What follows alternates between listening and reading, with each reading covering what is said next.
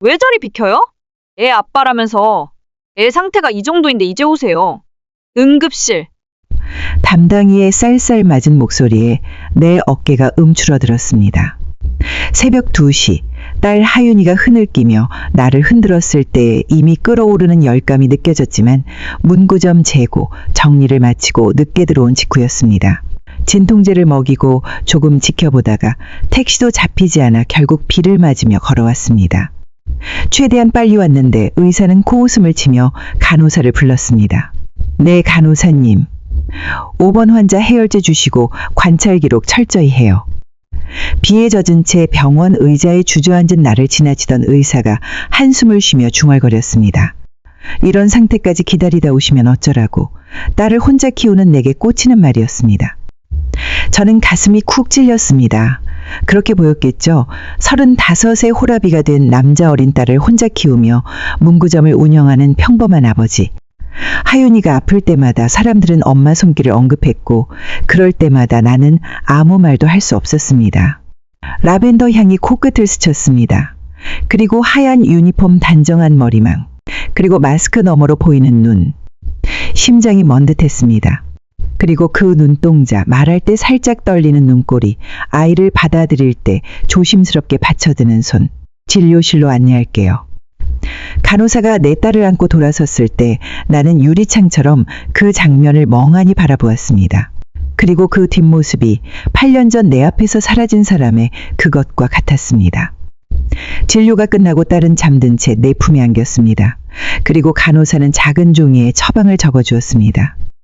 해열제는 이틀 이상 쓰지 마세요. 아이 목이 많이 부었네요. 그녀는 마스크를 쓰고 있었지만 나는 알 수 있었습니다. 그녀의 입가가 지금도 약간 한쪽으로만 올라간다는 것을. 당신, 혹시 내 목소리가 떨렸습니다. 간호사의 손이 멈췄었고 그녀의 눈이 커졌습니다. 그리고 그 순간 누군가 그녀를 불렀습니다. 정희 선생님, 응급환자 들어왔어요. 간호사는 황급히 고개를 돌렸고 나를 스치듯 지나가며 말했습니다. 그런데 그 순간 그녀의 팔목이 내 손에 스쳤고 은빛 팔찌가 반짝였습니다. 하트 모양 참 장식이 달린 내가 8년 전 아내 생일에 선물했던 바로 그 팔찌. 나는 그 자리에 얼어붙었습니다. 그리고 그때 딸이 잠에서 깨어 눈을 비비며 말했습니다. 아빠, 아까 그 간호사 아줌마 엄마랑 똑같은 향기야. 비는 여전히 내리고 있었고 손끝은 싸늘하게 떨렸습니다. 병원을 나서며 나는 결심했습니다. 네, 오늘 밤은 달랐습니다. 8년 전처럼 그냥 지나치지 않을 것입니다. 이번에는 반드시 확인할 것입니다. 나는 아이를 안고 병원 출구 앞에 기다렸습니다. 간호사들의 교대 10간, 그리고 그녀가 나올 때까지 기다릴 것입니다. 비가 오는 밤, 떠나보낸 아내의 얼굴을 한 간호사를 향해 내 삶에서 처음으로 단호하게 물음표를 던질 준비를 했습니다. 그리고 2시간을 기다렸지만 그녀는 나타나지 않았습니다. 다른 간호사에게 물어보니 정혜 선생님은 응급환자 대응 중 부상을 입어 먼저 퇴근했다고 했습니다. 그리고 그 말에 가슴이 철렁 내려앉았지만 딸의 상태가 더 급했습니다. 결국 집으로 돌아왔습니다. 딸은 해열제 덕분에 잠이 들었고 거실에 홀로 앉은 나는 불 꺼진 텔레비전 화면에 비친 내 얼굴을 멍하니 바라보았습니다. 그리고 그 간호사의 눈빛이 머릿속에서 떠나지 않았습니다. 그럴 리 없다고 수백 번도 넘게 되뇌었는데 정말 그럴 수도 있다는 생각이 스치자 나머지 생각들이 무너졌습니다. 저는 장롱 깊숙한 곳에서 오래된 상자를 꺼냈습니다. 8년 동안 단 한 번도 열지 못했던 상자. 손이 떨렸습니다. 그리고 천천히 뚜껑을 씹자 라벤더 향이 희미하게 남아 있었습니다. 가장 마지막으로 찍은 가족 사진. 딸이 2살 무렵, 아내는 팔목에 압박 붕대를 감고 웃고 있었습니다. 그리고 그의 겨울 아내는 넘어져 팔목에 실금이 갔습니다. 며칠 병원 신세를 지고는 팔이 낫기 전까진 하윤이 좀 시댁에 보내자고 했죠. 나도 잠시 안도했던 기억이 납니다. 그날 직장 근무 중에도 아이 걱정이 컸으니까요. 그리고 그날 아내는 집에서 혼자 쉬고 있었습니다. 나는 야간 소방 근무 중이었고 모든 게 평범한 하루였습니다. 그 안에 마지막 메시지를 꺼내보았습니다. 화재가 나기 몇십 간 전 그녀가 내게 보낸 문자 한 줄. 그리고 하윤이 잘 부탁해 무심한 한 줄이었죠. 그때는 그저 아이를 시대에 맡긴 걸 당부하는 말인 줄만 알았습니다. 하지만 지금 돌아보면 그 문장 안에 뭔가 더 있었던 것만 같았습니다. 화제는 갑작스러웠습니다. 그리고 무전으로 들은 주소가 내 집이라는 걸 깨달은 순간 심장이 멎었습니다. 동료들은 내 표정을 보고 알았던 걸까요? 누군가 내 어깨를 잡았지만 그 순간 나는 이미 출동차를 향해 뛰고 있었습니다. 그리고 도착했을 때는 이미 3층 외벽에서 불꽃이 치솟고 있었습니다. 화염 속 내가 알고 있던 삶 전체가 타고 있었습니다. 301호 진입불가 구조 실패. 누군가 무전으로 외쳤고 나는 그대로 주저앉았습니다. 한 번도 소리내 울어본 적 없던 내가 그날은 울지도 못했습니다. 시신은 다음날 발견됐습니다. 그리고 부엌 쪽 쓰러진 채 탄화된 여성 시신, 한국불에 그을린 몸붕괴로 인해 머리와 상반신 훼손이 심했습니다. 그리고 소지품은 불에 탄 은목걸이, 휴대폰 케이스, 그리고 지갑 한쪽에 이수연 이름이 적힌 신용카드 조각뿐이었습니다. 경찰은 말했습니다. 유전자 검사는 어렵습니다. 조직이 거의 다 손상됐어요. 현장 정황상 사모님의 가능성이 매우 높습니다. 그리고 직접 확인은 안 하시는 게 좋을 것 같습니다. 나는 고개를 끄덕였습니다. 확인하지 않았습니다.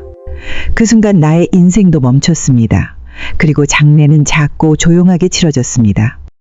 사진은 하윤이 돌 때 찍은 걸로 했고 영정 앞에서 딸이 엄마 어디 가요라고 물었을 때 나는 대답하지 않았습니다. 8년이 지났습니다.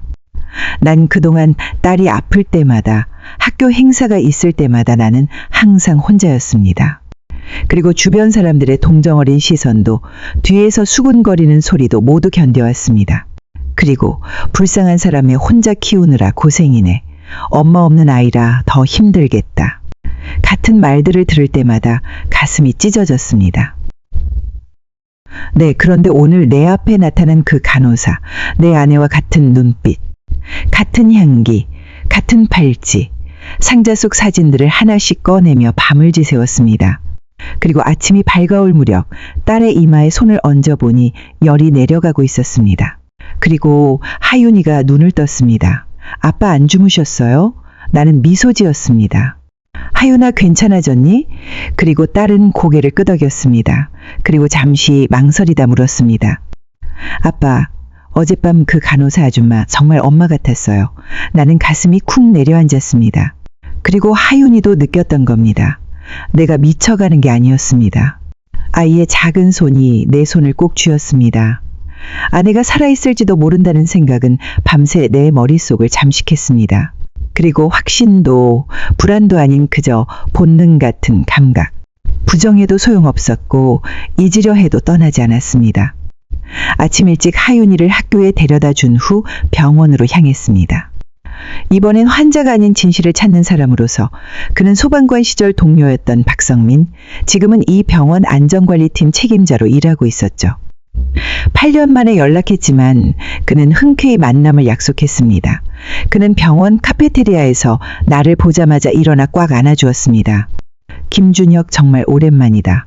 얼굴이 많이 야위었네. 커피를 앞에 두고 나는 바로 본론으로 들어갔습니다. 박형, 여기 소아과의 정이라는 간호사 알아? 그의 표정이 미묘하게 변했습니다. 근데 왜 갑자기 그 사람을? 어제 딸이 아파서 왔다가 봤어. 그런데 내 아내를 닮았어. 아니, 닮은 게 아니라 똑같아. 그는 잠시 침묵했습니다. 그리고는 낮은 목소리로 말했습니다. 사실 그 사람 좀 특이한 케이스야. 난 6년 전에 복지재단을 통해 들어왔는데 정식 간호사가 아니라 간호조무사 과정을 밟았어. 처음엔 단순 보조 업무만 했지만 지금은 소아과에서 믿음직한 인력이 됐지. 신원 정보가 거의 없고 과거 이력이 전부 공란이야. 처음엔 말도 거의 못했어. 심장이 빠르게 뛰기 시작했습니다. 뭐라고, 머리를 다쳤대? 외상 후 기억상 실증이라고. 정신과 치료도 꾸준히 받았어. 나는 지금은 일도 잘하고 특히 아이들한테 정말 좋아. 그런데 왜 이런 걸 물어봐? 나는 손을 떨며 핸드폰을 꺼냈습니다. 그는 아내 사진을 보여주었습니다. 이 사람이야. 8년 전에 화재로 사망한 내 아내. 박성민의 얼굴이 창백해졌습니다. 이건 정이 맞아. 하지만 어떻게? 그는 말을 잇지 못했습니다. 그는 우리 둘 다 가능성을 알았지만 입 밖으로 내기엔 너무 비현실적이었습니다. 확실히 확인해야겠어. 지금 근무 중이야? 그는 고개를 저었습니다. 어젯밤 환자 이송 중에 팔을 다쳐서 오늘은 쉬어. 내일부터 출근해. 나는 실망감을 감추지 못했습니다. 그러자 그가 조심스레 물었습니다. 수연 씨 화재 당시 시신은 확인했었니? 그 질문이 가슴을 찔렀습니다. 못했어. 시신이 너무 훼손됐다고 해서. 그리고 그때 나는 판단력을 완전히 잃은 상태였어. 그는 한숨을 내쉬었습니다. 그 화재 현장, 내가 수색했었는데 사실 뭔가 이상했어. 그리고 자네 속에서 발견된 시신의 위치가 화재 발생 지점과 좀 멀었거든. 온몸에 전율이 흘렀습니다. 너 무슨 뜻이야? 그때는 그냥 화재 중 혼란으로 생각했지. 근데 지금 내 말을 들으니 혹시 다른 누군가의 시신이었을 가능성도 있어. 그 순간 나는 소름이 돋았습니다. 8년간 안으로 생각했던 시신이 다른 사람이었다면, 근데 그렇다면 내 아내는 누구의 시신으로 대체되었던 걸까요? 정희의 집 주소 알아? 박성민은 주저했습니다. 준혁아, 이건 병원 규정상 함부로 알려줄 수 없어. 그리고 게다가 만약 정희가 정말 내 아내가 아니라면 이건 사생활 침해가 될 수도 있어. 그럼 어떻게 해야 하지? 그리고 그가 잠시 생각하더니 말했습니다. 내일 그녀가 출근하면 내가 상담실로 불러볼게. 너도 거기서 만나면 어떨까? 공개적인 자리라 부담도 덜할 거고 그 제안에 동의했습니다. 하지만 하루를 더 기다려야 한다는 생각에 가슴이 타들어갔습니다. 그리고 병원을 나오는 길, 나는 경비실 앞에서 담배를 피우는 노인을 발견했습니다. 그의 모습이 어딘가 익숙했습니다. 혹시 여기서 오래 근무하셨나요? 네. 노인은 고개를 들어 나를 보았습니다. 벌써 10년이 넘었네. 이 병원 생길 때부터 있었으니까. 혹시 8년 전쯤에 이 근처에서 큰 화재 있었던 거 기억나세요? 아파트 화재? 노인의 눈이 커졌습니다. 아, 그 불. 당연히 기억하지. 그날 밤 근무 중이었는데 온 하늘이 빨갛게 물들었었어. 심장이 빨라졌습니다. 네, 혹시 그날 밤에 특이한 일 없었나요? 노인은 잠시 생각에 잠겼다가 말했습니다. 글쎄, 화재 직후에 응급실이 난리였지. 네, 그리고 특히 한 여성 환자가 기억나는데 심하게 다쳤었어. 팔목에 심한 화상을 입고 머리에도 큰 부상을 입었어. 그 여자, 그 다음엔 어떻게 됐나요? 근데 처음엔 신원 확인을 시도했지. 경찰도 왔었고, 근데 심한 화상으로 양손 손가락 피부가 다 벗겨져서 지문 채취가 불가능했어.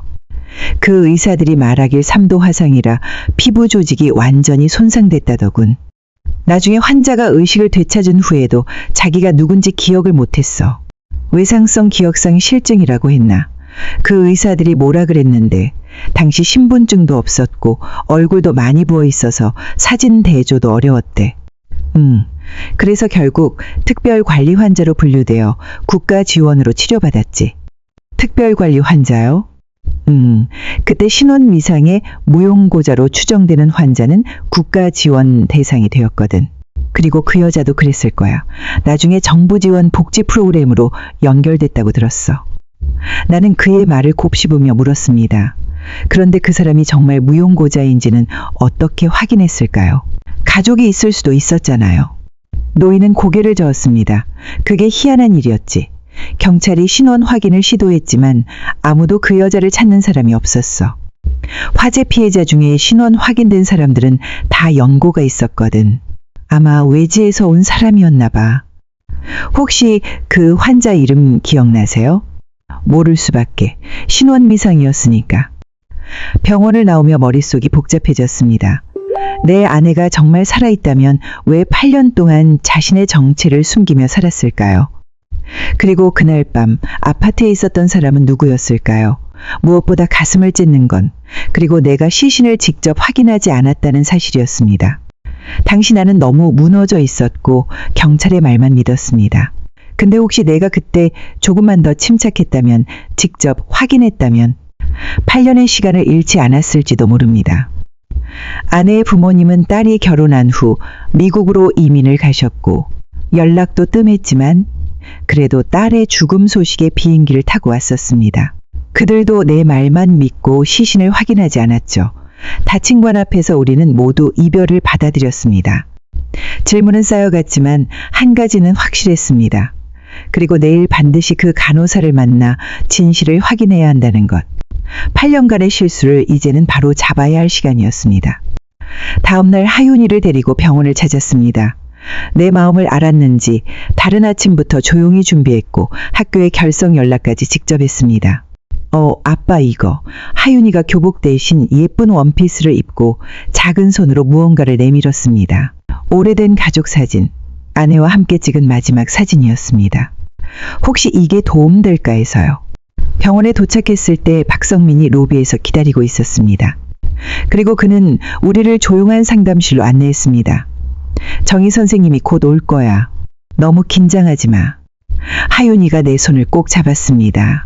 그녀의 딸의 손이 따뜻했고 그 온기가 내 전신으로 퍼져나갔습니다. 문이 열리고 그녀가 들어왔습니다. 18년 전보다 마른 얼굴, 짧아진 머리, 하지만 틀림없는 그 눈빛.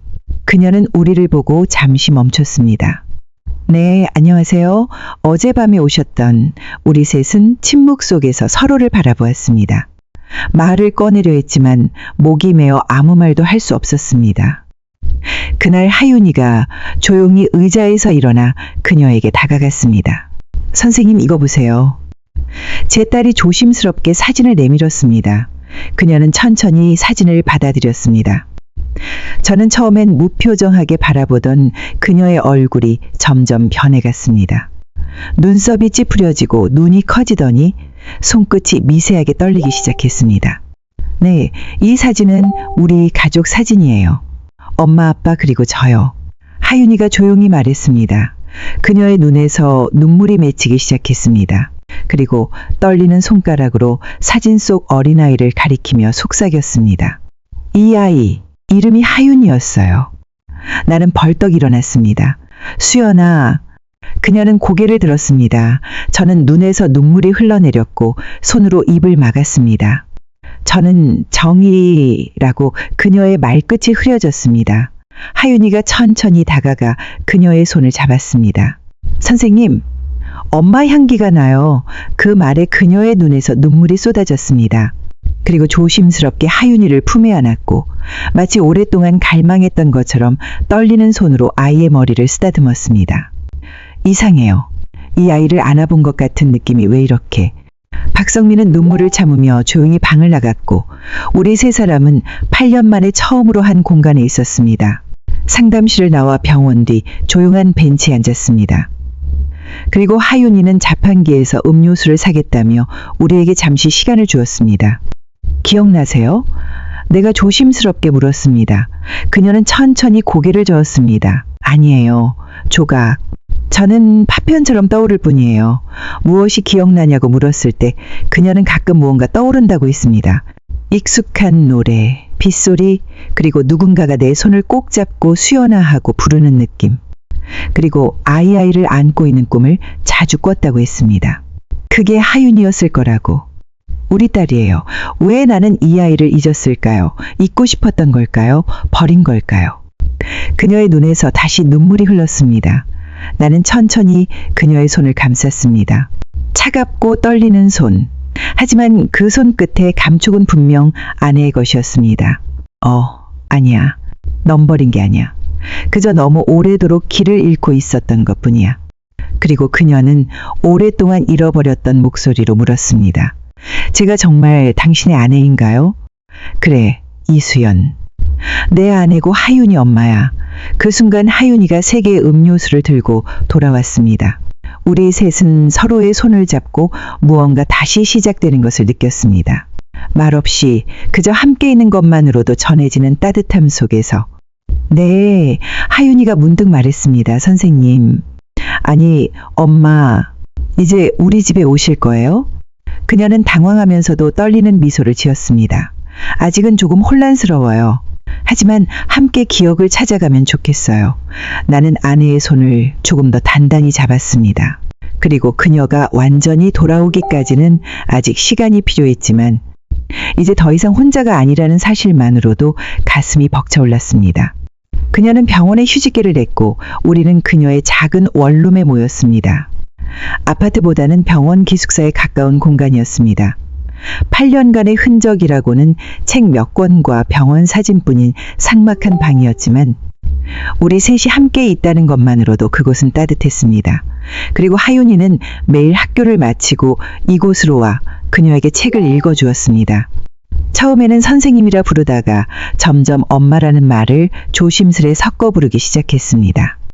그리고 그럴 때마다 그녀의 눈에 미소가 번졌습니다. 사흘째 되는 날, 그녀가 작은 상자를 들고 왔습니다. 이건 제가 처음 병원에 왔을 때 가지고 있던 유일한 물건이에요. 낡은 은팔찌였습니다. 이건 심하게 그을렸지만 하트 모양 참은 여전히 선명했어요. 내가 결혼기념일에 선물했던 그것. 이것 때문에 가끔 누군가가 나를 기다리고 있을지도 모른다는 생각을 했어요. 하지만 기억이 없으니 어디서부터 찾아야 할지 몰랐죠. 5째 날 저녁, 하윤이가 잠든 후 그녀가 조용히 말을 꺼냈습니다. 기억이 조금씩 돌아와요. 나는 숨을 죽이고 들었습니다. 그날 하윤이는 시댁에 있었고 팔목에 깁스를 한 상태였어요. 그래서 친구가 병문안을 왔던 것도 기억나죠. 수경이 그녀는 잠시 멈췄습니다. 나는 고개를 끄덕였지만 수경이라는 이름은 처음 듣는 것이었지만 질문을 참았습니다. 수경이가 나 다쳤다고 병문안 왔어요. 저는 떡을 가져왔는데 마실 게 없어서 잠깐 편의점에 다녀온다고 했어요. 단 10분이었어요. 그녀의 손이 떨리기 시작했습니다. 내가 돌아왔을 땐 연기가 복도를 삼키고 있었고 나는 현관 앞에서 사람들이 소리치고 있었어요. 나는 수경이가 나왔을 줄 알았어요. 심장이 쿵쿵 뛰었습니다. 이것이 내가 8년 동안 알지 못했던 진실이었어요. 그때 누가 내 손을 잡고 여기 위험하니까 이쪽으로 가자고 끌어줬습니다. 골목으로 어딘가로. 그 뒤로 기억이 흐릿해졌습니다. 그녀는 그날 구조된 겁니다. 하지만 머리에 입은 충격, 화상으로 손상된 피부, 그리고 심리적 쇼크로 인해 기억은 봉인됐고 말은 막혔습니다. 응급실에 실려왔을 때 그녀는 이미 의식이 없었대요. 화상으로 손가락 지문도 다 손상됐고 깨어났을 때는 자신이 누구인지 어디 사는지 아무것도 기억하지 못했어요. 그녀는 복지재단을 통해 치료 후 간호보조 과정으로 연계되었고 그 이후 말없이 익명의 삶으로 살았습니다. 왜 돌아오지 않았냐고 묻고 싶죠? 그녀가 입을 열었습니다. 기억나지 않았어요. 아무도 찾지 않았고 내가 누군지도 몰랐어요. 고아일 거라고 막연히 생각했어요. 그냥 살아가는 법만 익혔죠. 나는 눈을 감았습니다. 그리고 그때 내가 시신을 직접 확인했어야 했어. 그걸 하지 않은 게 내가 평생 후회하는 일입니다. 그녀는 조용히 고개를 저었습니다. 아니에요. 당신 잘못 아니에요. 그 누구의 잘못도 아니에요. 그냥 우리가 서로를 잃었던 거예요. 우연처럼 비처럼. 다음 날 우리는 용기를 내 묻지 않았던 질문을 던졌습니다. 수경이에 대해 더 말해줄 수 있어요? 그녀를 위해 뭐라도 해야 할 것 같아서요. 그 안에 눈에 슬픔이 깃들었습니다. 수경이는 고아였어요. 가족이 아무도 없었어요. 그래서 장례식에도 찾는 사람이 없었던 거죠. 그녀는 늘 말했어요. 나는 누가 날 기억해줬으면 좋겠다고. 그런데 내가 살아남아서 그녀의 목소리가 떨렸습니다. 나는 가슴이 무너지는 것을 느꼈습니다.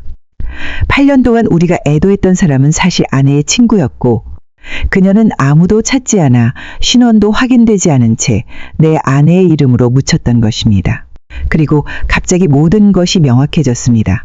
화재 당시 발견된 시신은 수경이었고 시신 주변 소지품 속 신용카드 조각과 휴대폰 케이스는 아내 것이었던 겁니다.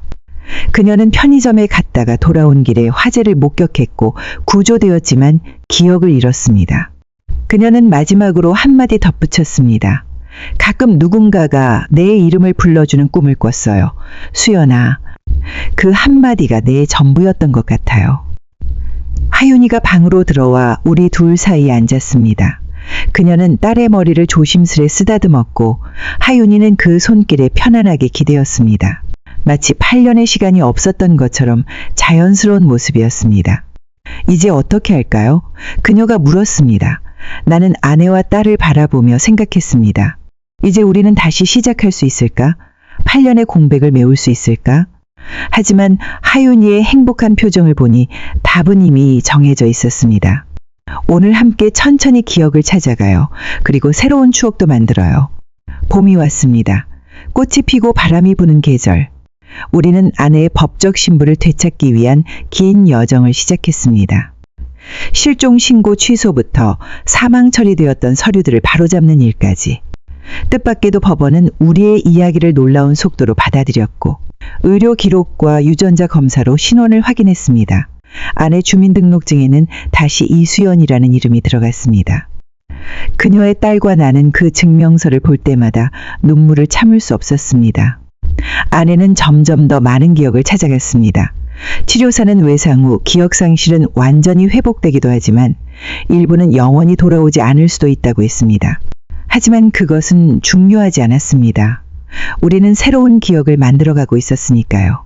우리는 문구점을 접고 조용한 해변 근처의 작은 공간을 빌려 카페 수연과 수경을 열었습니다. 아내가 좋아하던 라벤더 향과 딸이 직접 고른 테이블, 보들보들한 따뜻한 공간이 만들어졌습니다. 벽에는 하윤이의 그림들이 걸려 있었고 창가 자리는 항상 책들로 가득했습니다. 간판 아래에는 작은 문구가 적혀 있었습니다. 기억은 누군가의 삶을 지켜주는 유일한 증거니까요. 그리고 그것은 수경이를 위한 것이기도 했습니다. 아무도 기억해주지 않았던 그녀는 이제 매일 누군가가 그 이름을 부르며 찾아오는 곳이 생긴 것입니다.